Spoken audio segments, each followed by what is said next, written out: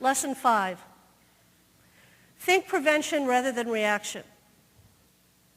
You know, one of the worst things that we do when there is a behavior is that we get in a person's face and we want to lecture and we want to have the last word and we want to tell them who's boss and we want to set up a power struggle where I'm going to win and you're going to lose because you have the disability and I don't. That is very demeaning to the person. When we're talking about behavior situations, what we need to think about is how do we set up a situation where we all win?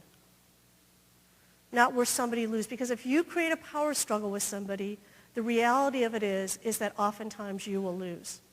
But our goal is really how does everybody win in this situation? Okay?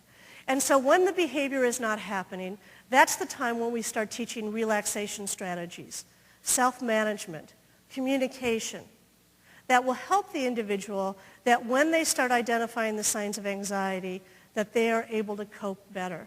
I mean, I don't know about all you, but when I get angry, that is not the time to reason with me. That is the time to leave me alone, okay? And to not try to get into my face. I think a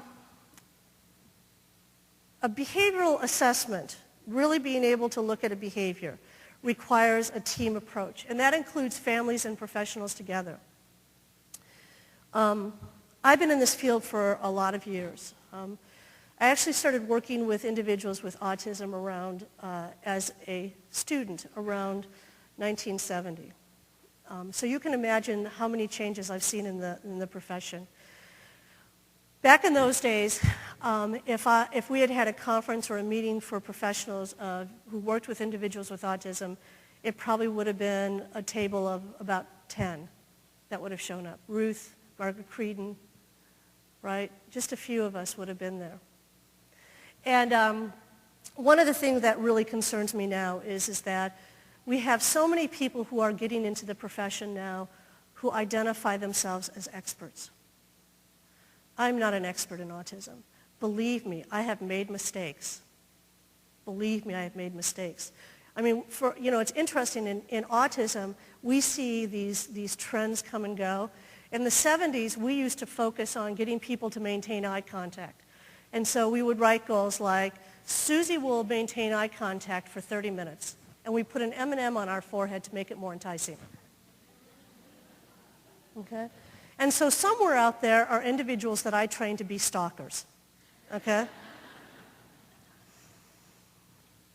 None of us have learned all the lessons. And I'm not sure what an expert is. I had somebody who called me one time and they said, I'm an expert in autism. I've been in it for 2 years. Okay? So I'm going to give you a couple words that I want you to write down or to think about today and every day. I want you to think about the words common sense. Okay? Those words will really serve you well. Okay? I have to tell a slightly off-color story. Okay? We had a behavior expert who came into Indiana because there was a student with autism, imagine this, who was a teenager who was masturbating. Okay? By the way, there were probably other kids in that school who were doing the same thing. But because he has a label, he got identified. Okay? So this expert comes in and takes data and realizes that he has masturbates on an average of every hour and 15 minutes. So they decide to develop a program where he is allowed to go someplace every hour and masturbate. So they asked to designate a masturbation section of the classroom. And then they look at their schedule and say, you know, we've got a problem here because he rides the bus for an hour and 15 minutes. So now, can we designate a masturbation section of the bus? Okay? I don't know about you guys, and Indiana is pretty much where I live is non-smoking, but can you see going into a restaurant, do you want the masturbation section, the smoking, or the non-smoking section? Common sense. I'll be asking you that question later on at the Saloon It Up.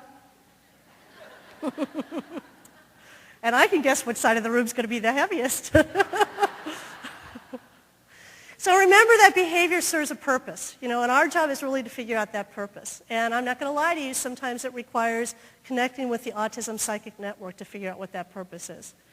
And I always use, I think about this in terms of a medical analogy. I have a dear friend whose mother, by the way, that first picture up there were my parents. My father who's deceased and my mom who's still living and kicking me around. I have a good friend whose mother is 82, and all of a sudden started losing weight, and all of a sudden started having headaches, and all of a sudden started having chronic diarrhea. Went to one doctor and they said, this is what you need to do. Went to another doctor and they said, you need to start drinking Ensure. Another one who said, we're going to treat the diarrhea. Another one who said, we're going to treat the headaches. Finally went to a doctor who said, something's happening. There's an underlying cause here. And found out that she had lymphoma that has been treated now because it was kind of contained in her spleen. When you come up to me or to any professional and say, we have a child who has this behavior, what do? You are asking us to treat symptoms. And until we figure out that underlying cause, which is going to take a lot of work, we will never be able to truly address the behavior. And it's going to take a lot of work and a lot of questions. I also see that there are two different kinds of antecedents that we have with individuals on the spectrum. And I think too often what happens that I see is that people will identify behavior by saying, this is what happened right before, this is the behavior, and this is the consequence. And we look at the behavior like this. Okay? Just so you know that there are more things that influence my behavior than what you can immediately see in this context. And so what we have to get people to do is to look beyond the obvious and the immediate. Because a lot of times what's truly upsetting our folks has nothing to do with the immediate context. And it's related to something called setting events. And these are those situations where people say to me, I don't know, all of a sudden they just act out. It's unpredictable. I have no idea what's going on. Okay? And setting events are those things that increase the likelihood that behavior will occur. And they include things like anxiety. Many of our folks have tremendous anxiety. We know that there is a biological aspect to autism when we've used the term the whole body condition. And it's interesting, even in the early work of Cantor, and we seem to have forgotten this, he talked about the bowel difficulties of children on the spectrum. And we know that there are children who have gastrointestinal difficulties, but it just makes sense. If kids do not feel well, they're not going to learn their very best. Schedule or staff changes, medications changed or missed, irregular sleep patterns, illness or impending illness. So often as a teacher, I would have a student who would act out and then 2 days later would become ill. Missed meals, excessive hot and cold temperatures, arguments or fights with classmates, difficulties on the bus, skill deficits, lack of communication system. All of these are setting events. Let me just ask all of you, raise your hand. How many of you have had your routines broken this morning? Raise your hands. Okay, everybody look around. We are in dangerous territory here. I will behave. I think one of the things that we are missing in programs oftentimes is the importance of reinforcement. And Patricia Wright, who is over the Autism Initiative for Easter Seals. I don't know if you're here, but you're one of the folks that has oftentimes said this to me, is that if we understand about good reinforcement, we would be much more effective with folks. But we have to understand reinforcement from the person's perspective. I think too often what we do is that we identify reinforcement by what we think is reinforcing. There are children with autism who do not like M&Ms, or stickers, or happy faces. Okay? There are children with autism who are reinforced by seeing our buttons pushed, okay? By the reactions that we give. So we have to understand the behavior from the person's perspective.